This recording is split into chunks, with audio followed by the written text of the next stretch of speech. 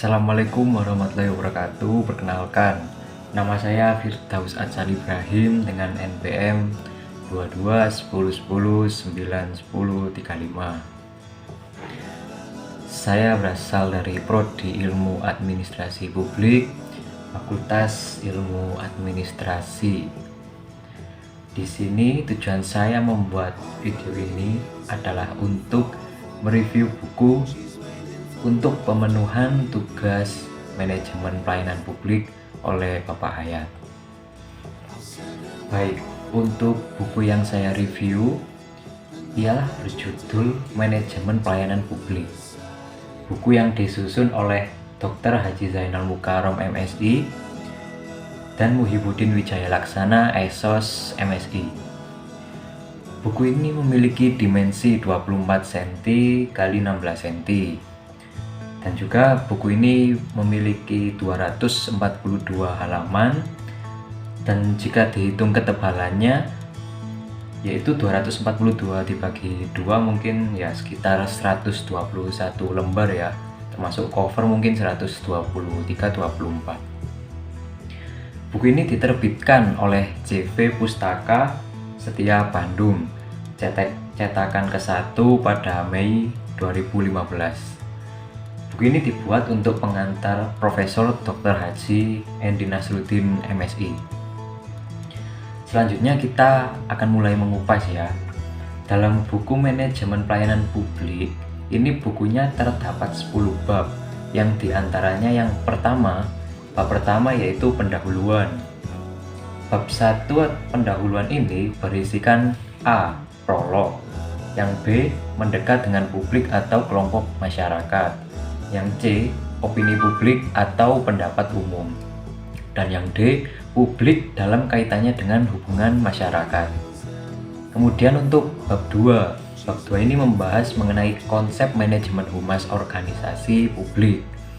Di bab 2 ini terdapat poin-poin yang pertama, A. Dimensi historis praktis humas, yang B. Asas-asas manajemen humas organisasi, yang C. Sistem pengelolaan dan penanganan humas, yang D. Peran dan fungsi humas dalam manajemen dan organisasi, yang E. Penerapan fungsi-fungsi manajemen dalam humas, yang F. Kemampuan dan kegiatan komunikasi yang ditetapkan oleh manajer humas, yang G. Strategic manajemen dan proses manajemen humas, dan H. Manajemen humas organisasi publik. Itu adalah isi dari bab 2. Sekarang bab 3 ya. Bab 3 ini membahas mengenai konsep manajemen pelayanan publik. Di dalamnya ada poin-poin juga. Yang pertama A. Konsep manajemen pelayanan. Yang kedua, analisis kebijakan, manajemen pelayanan publik dan pelayanan perizinan. Selanjutnya untuk bab 4. Bab 4 ini membahas tentang perencanaan pelayanan publik. Di dalamnya terdapat pula poin-poinnya. Terdapat 4 poin. Yang A. Konsep perencanaan, rencana dan program. Yang B. Konsep penyusunan standar pelayanan. Yang C. Tahap perumusan kebijakan publik. Dan D. Modal perencanaan program peningkatan kualitas pelayanan menuju pelayanan terpadu satu pintu. Itu untuk bab 4. Kemudian untuk bab yang kelima. Bab kelima sendiri membahas mengenai tata laksana monitoring pelayanan publik. Sama seperti bab yang sebelumnya, terdapat poin. Yang di dalam bab 5 ini terdapat 4 poin. Yang pertama, konsep tata laksana pelayanan publik, kerangka dasar tata laksana pelayanan publik, efektivitas manajemen tata laksana pelayanan publik, dan yang D. Monitoring evaluasi program pelayanan publik. Itu untuk bab 5. Selanjutnya untuk bab 6 ya. Untuk bab 6 ini membahas mengenai pelayanan prima dalam pelayanan publik. Di dalamnya terdapat poin juga. Yang A. Konsep dasar pelayanan prima. Yang B. Pelayanan prima dalam pelayanan publik. C. Pengaruh, masalah, dan upaya pelayanan prima. Dan D. Strategi mengembangkan pelayanan prima dalam pelayanan publik. Selanjutnya bab 7. Bab 7 mengenai pengawasan pelayanan publik. Di dalamnya juga terdapat poin-poin. Ada 4. Yang pertama, yang A, konsep dasar pengawasan. Yang B, pengawasan pelayanan publik. Yang C, ombudsman sebagai pelayanan publik. Dan D, model pelayanan publik dan pengawasan melekat. Kemudian sekarang kita ke bab 8. Bab 8 sendiri membahas mengenai peran humas dalam manajemen organisasi publik. Dan di dalamnya terdapat poin-poin. Yang A, konsep organisasi publik atau pemerintah. B, manajemen, kinerja dan strategi humas dalam organisasi publik. Dan C, peran fungsi kedudukan publik relation dalam manajemen organisasi publik. Dan D, etika profesi humas dan kode etika humas pemerintahan. Selanjutnya untuk bab 9 berisikan implementasi humas pemerintahan, yaitu pelayanan publik, dan di dalamnya juga terdapat poin. Yang pertama A, konsep implementasi pelaksanaan program humas pemerintahan, dan B, kerangka dasar implementasi program humas. Dan bab yang terakhir, bab 10, itu membahas mengenai aplikasi komunikasi efektif asertif dalam manajemen humas pelayanan publik. Dan di dalamnya juga terdapat poin. Yang A, konsep dasar komunikasi publik, dan B, komunikasi efektif dalam pelayanan publik.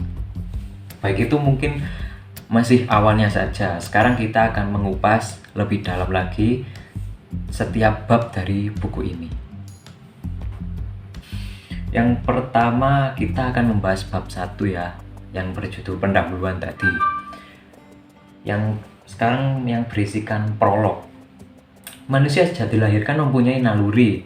Naluri ini merupakan salah satu kebutuhan manusia yang paling mendasar untuk memenuhi kebutuhan hidup lainnya, seperti hanya kebutuhan afeksi, inklusi, dan juga kontrol.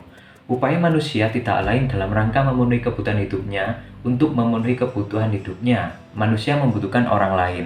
Selain faktor pemenuhan kebutuhan, ada juga beberapa faktor yang menjadi dasar berlangsungnya suatu proses interaksi sosial, yaitu imitasi, sugesti, identifikasi, dan simpati, empati, dan motivasi. Interaksi sosial terjadi jika masing-masing pihak sadar akan kehadiran pihak lain. Baik, itu mungkin sebuah sedikit penjelasan dari bab 1 ya.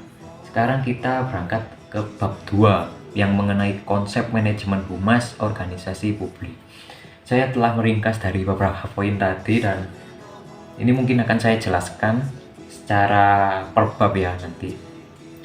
Untuk bab 2, konsep manajemen humas organisasi publik. Baik, pada era digital saat ini, organisasi publik berhadapan dengan pelanggan yang semakin cerdas dalam memahami dan menyikapi setiap pemberitaan, media, ataupun pembicaraan publik.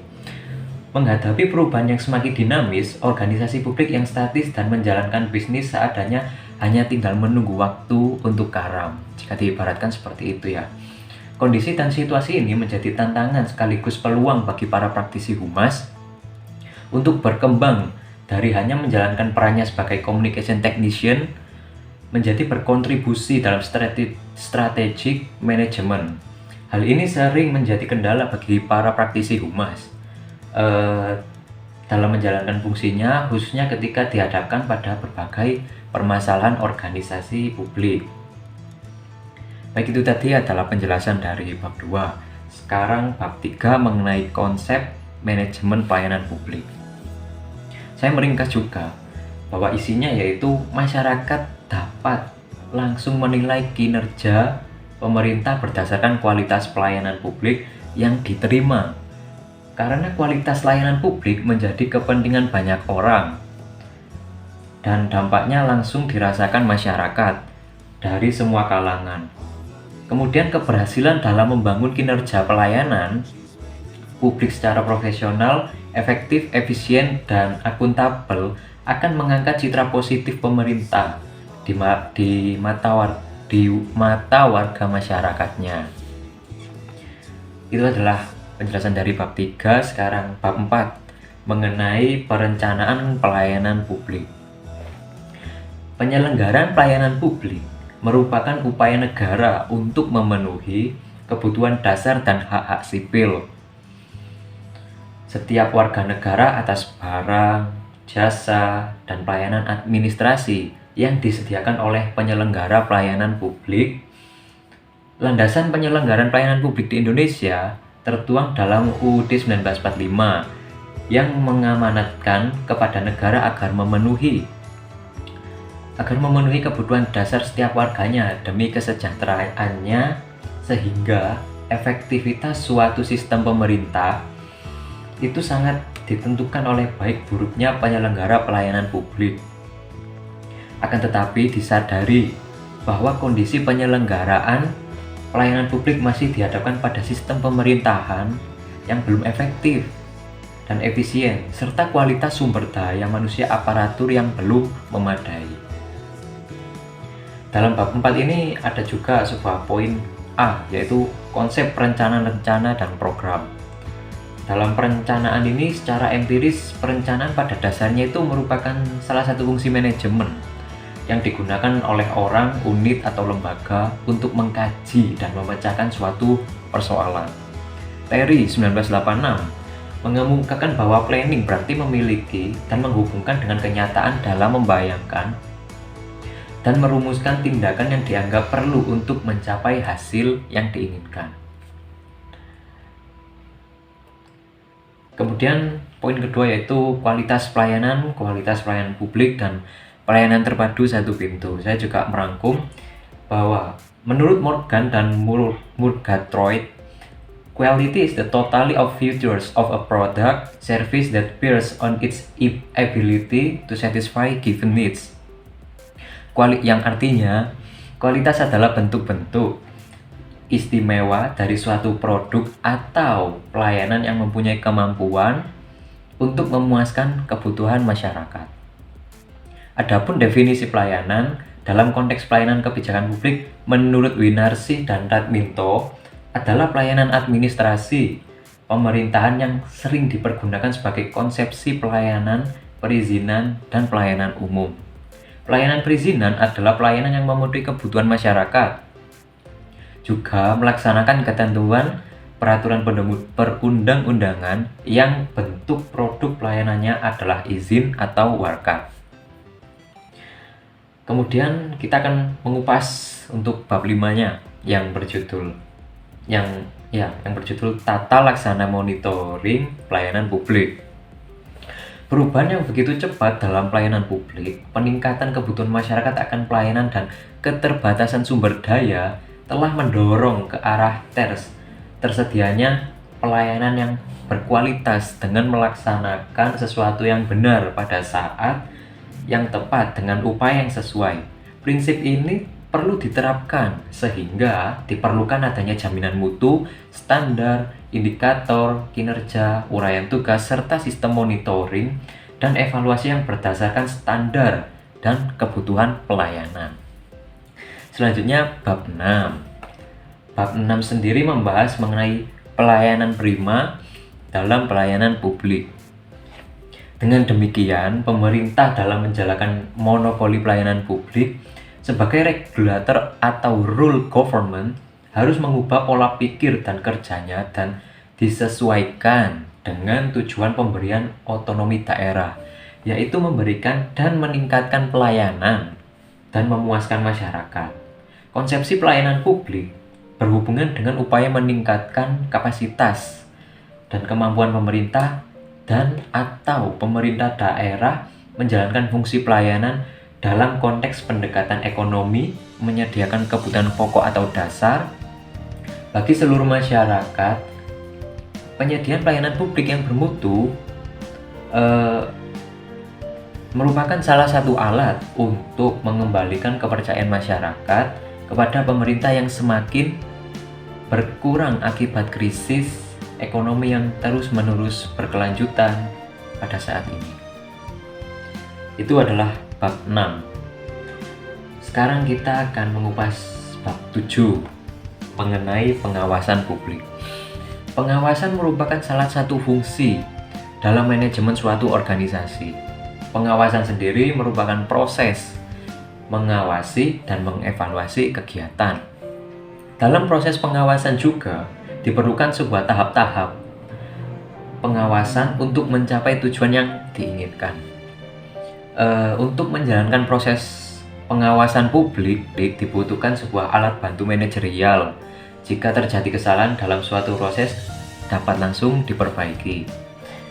Yang selanjutnya bab 8. Bab 8 mengenai peran humas dalam manajemen organisasi publik.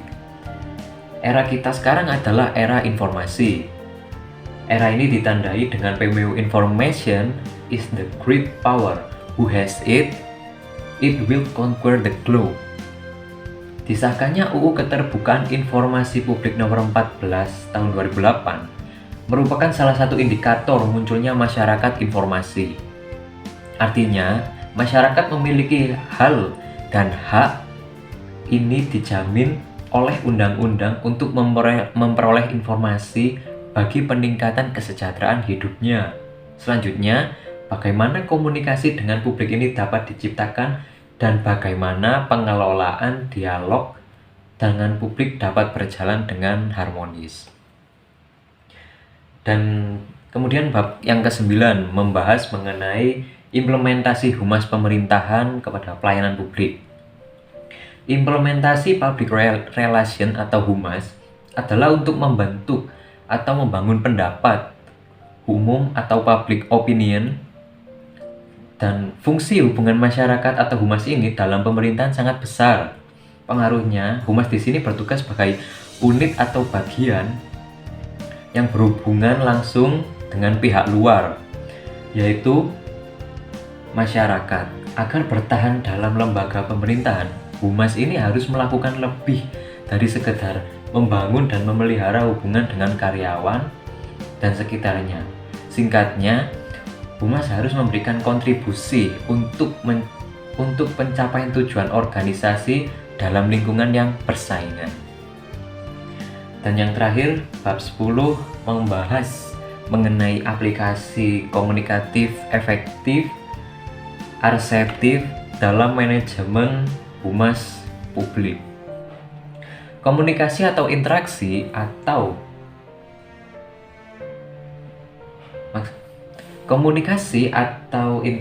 untuk membangun hubungan erat antara satu dan yang lainnya.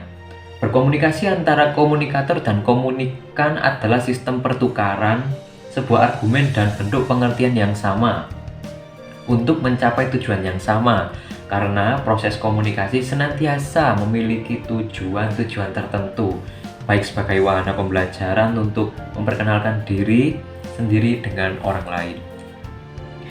Komunikasi dan humas merupakan fungsi yang tidak dapat dipisahkan dari sistem manajemen keorganisasiannya, yang merupakan bagian dari suatu kelompok lembaga organisasi.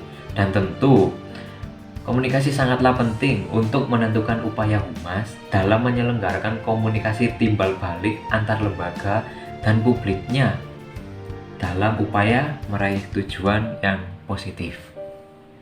Baik, itu tadi merupakan review buku dari saya. Kurang lebihnya mohon maaf, jika salah kata mohon dimaklumi. Wassalamualaikum warahmatullahi wabarakatuh.